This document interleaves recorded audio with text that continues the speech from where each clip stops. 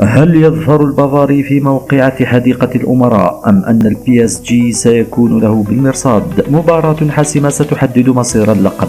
اشتركوا في القناة ولا تنسوا الإعجاب. يتبارى باريس سان جيرمان ضد نادي بايرن ميونخ على ملعب حظيرة الأمراء بباريس في إطار ذهاب الدور النصف نهائي من دوري أبطال أوروبا 2026.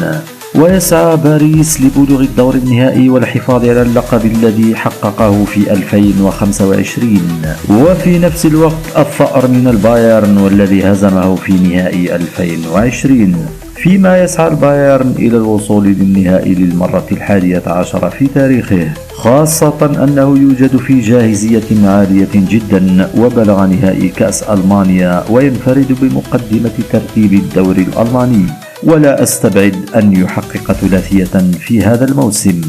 وينتظر أن تكون المقابلة شديدة التنافس، وأرشح البايرن لتحقيق نتيجة إيجابية نظرا لقوة المنظومة الدفاعية والهجومية للفريق. وبالرغم من قوة باريس فأتوقع نهاية المباراة بالتعادل. فماذا تتوقع عزيزي المشاهد؟